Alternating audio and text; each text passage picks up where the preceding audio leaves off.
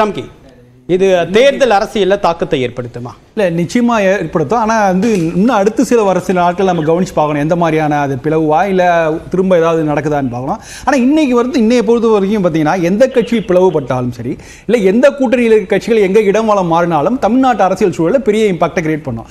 ஐயா அருணன் கூட சொல்லும்போது இந்த ஒரு கட்சி வார்த்தை நம்ம இவ்வளோ தூரம் பேசணுமா அப்படின்னா, இல்லை நம்ம சென்ற மாதம் கூட விடுதலை சிறுத்தைகள் கட்சி ஆதவர்ஜன் எபிசோட்ல நம்ம பேசணும். ஸோ இந்த கட்சியில் நடக்கிற உள்வாரங்களையும் பேசி ஆகணும். ஏன்னா இது ஒரு சின்ன மாற்றம் கூட பெரிய அளவில் இருக்கும். ரெண்டாவது, நம்ம அதிமுக பற்றி பேசாததா ஒவ்வொரு விஷயத்தையும் பேசிருக்கோம். அதிமுக கட்சியில் நடக்கிற குழப்பங்கள்லாம் எல்லாத்தையும் பேசிதான் ஆகணும். ஆனா இன்னைக்கு பொதுவா எல்லா கட்சிகளுமே ஒரு பெரிய நெருக்கடி இருக்கு. என்னன்னா, ஒரு இளைஞர் அணி ஐடி விங்க வந்து ஒரு வலுவா கட்டமைக்க வேண்டிய ஒரு நெருக்கடியில் இருக்கு. இன்னைக்கு என்ன, உங்களுக்கு உதயநிதி, அண்ணாமலை, விஜய் எப்பவுமே மேம்படுத்திட்டு தான் இருக்காங்க. சமீப காலத்துல ஒரு கண்டினியூஸ் ப்ராசஸ் தானே அது. இல்ல, இன்னைக்கு சமீபம் இந்த ஓராண்டுகள்ல உதயநிதியோட வருகை, அண்ணாமலை, விஜய் போன்றவர்கள வருகை வந்த பிறகு நீங்க அடுத்த ஒரு 20 வருஷங்களுக்கான ரோட் மேப்பை எல்லா கட்சியுமே காமிச்சாகணும். அப்ப உங்களுக்கு இளைஞர் அணி ஐடி விங்க ரொம்ப ஸ்ட்ரென்தன் பண்ணி ஆகணும்.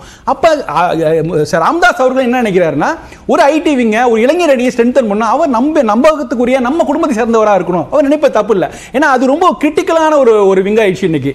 ஸோ இதே போன்ற பாணியில தான் நீங்க வந்து எல்லா கட்சியிலுமே அதிமுகவும் தடுமாறுகிறது தான். ஒரு இளைஞர் அணி நல்லா வலுவான ஐடிங்கெல்லாம் வேணும். அதுக்கான சில மாற்றங்கள்லாம் சமீபத்தில் பண்ணாங்க. அதுமாதிரி பாமக மட்டும் இல்ல, காங்கிரஸ்க்கு இந்த சிக்கல் இருக்கு, விடுதலை சிறுத்தைகளே சிக்கல் இருக்கு. அதனாலதான் ஆதவர்ஜனை பத்தி எவ்வளவு நாள் பேசிட்டு இருந்தோம். சோ அதனால இந்த கட்சிகளுக்கு வந்து அடுத்த ஒரு இளைஞர் தலைவரை ஒரு அடையாளம் காண வேண்டிய ஒரு நெருக்கடியான ஒரு காலகட்டத்தில் இன்னைக்கு இருக்காங்க. சோ அதனால இன்னைக்கு அவங்க நினைச்சு அதை ஒரு விஷயமா எடுத்து செஞ்சதுல தவறு இல்லை. ஆனா உள்ளுக்குள்ள அவங்க பேசியிருந்தாங்கன்னா ஒரு நல்ல ஒரு ரெண்டு பேருக்கும் ஒரு ஒத்து வரக்கூடிய ஒரு சொல்யூஷன் எட்டி இருக்கலாம். அது செய்யாமல் வெளிப்படையாக வந்ததுனால இன்னைக்கு ஒரு பெரிய இது முடிச்சுன்னு நினைக்கிறேன். ஆனா இன்னைக்கு பாமகவுக்கு ஒரு வலுவா அன்புமணியை தவிர இன்னும் ஒரு வலுவான ஒரு இளைஞர் அணி தலைவர் தேவைப்படுகிறார். அது நிச்சயமா மறுக்க முடியாத விஷயம். இல்ல, இந்த மாதிரியான மோதல் ஒரு புதிய தலைமை பொறுப்பேற்று 2 வருஷம் தான் ஆகுது. ஒரு எலெக்ஷன் தான் 2024 மக்களவை தேர்தல், ஒரு இடைத்தேர்தல் சந்திச்சிருக்காரு. இடைத்தேர்தலில் ஒரு ரிமார்க்கபிள் ஓட் ஷேர் அவங்க வாங்கியிருக்காங்க. அப்படி பார்க்கும்போது இந்த மாதிரியான ஒரு கருத்து மோதல் அப்படின்றது அவருடைய தலைமைக்கு செயல்படுதல ஒரு சுணக்கத்தை ஏற்படுத்தாதா? இல்லை, நிச்சயமா சுணக்கம் ஏற்படுத்த. ஏன்னா இந்த அளவுக்கு வெளிப்படையாக வெளிப்படையாக வந்துட்டு, ஏன்னா எந்த கட்சியோட பொதுக்குழுவும் இந்த அளவுக்கு வெளிப்படையாக வந்தது இல்லை. பாடி லாங்குவேஜ் நிறைய பேச ஆரம்பிச்சோம் நம்ம. ஸோ அதனால இது நிச்சயமா கட்சிக்கு பின்னடைவு தான். இதை வந்து அவங்க சீனியர் ஜூனியர் 2 பேருமே சார்ட் அவுட் பண்ணியிருந்திருக்கலாம். ஆனால் அதையெல்லாம் தாண்டி அவங்க சொல்ல விஷயங்கள் 30 தீர்மானங்கள் நீங்க போட்டிருக்காங்க. 30 விஷயங்கள்லையுமே எங்களுடைய நிலைப்பாடு என்னங்கிறாங்க. ஆனால் அதுக்கான அதை நோக்கி போவாங்களா? இப்போ இந்த 30 தீர்மானங்கள் நிறைவேற்றக்கூடிய ஒரு கூட்டணியே நாங்கள் உருவாக்குவோம், இல்லை அந்த கூட்டணி அகாமடேட் பண்ணுவோம் அப்படிங்கிற மாதிரி சொல்றாங்களா? இல்ல, இன்னும் அவகாசம் இருக்கு. அந்த பிரச்சனை முடியும் கட்சி தொண்டர்களுக்கு இருக்கு. இந்த 30 தீர்மானங்கள் பார்த்தீங்கன்னா ஒரு சில தீர்மானம் பாஜகவுக்கு எதிராக, ஒரு சில திமுகவுக்கு எதிராக, இப்படிலாம் ஒரு காம்பினேஷன் நிறைய இருக்குது. ஸோ இந்த அனைத்து தீர்மானங்களையும் நாங்கள் நிறைவேற்றுங்கிற ஒரு கமிட்மெண்ட்டை பாமக கொடுக்குமாங்கிறது எனக்கு சந்தேகமா இருக்கு. அவ்வளோ பெரிய சிலபஸ், ரொம்ப பெரிய சிலபஸ், ஹெவி சிலபஸ்.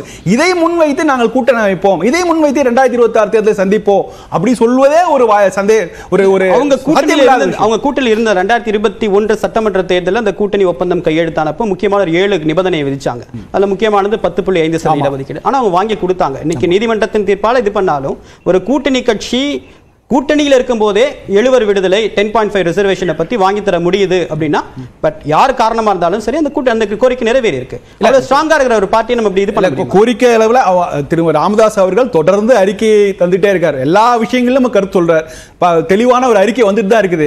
அந்த எதிர்கட்சி அரசியலைங்கிறத ஒரு தெளிவா நடத்தி வர்றார். ஸோ இந்த 30 தீர்மானங்களே ஒரு பெரிய சாட்சி. ஏன்னா இந்த அளவுக்கு அவங்க வந்து கவனிச்சிருக்காங்க எல்லா பிரச்சனைகளையும், அதுல தங்களுடைய நிலைப்பாடு என்னங்கிற தெளிவா இருக்கா. இதெல்லாம் சரி. ஆனா நான் சொல்ற மாதிரி இளைஞர் அணி தலைவர் யார், அன்புமணிக்கு அப்புறம் இந்த கட்சியை வழிநடத்தக்கூடியவர் யார் அப்படிங்கிற கேள்வி இருக்கு பாரு.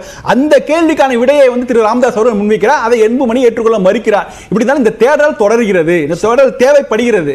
அதனால அதை நோக்கி போவார்கள். 2 பேருமே அதை நோக்கி போவாங்கன்னு நினைக்கிறேன்.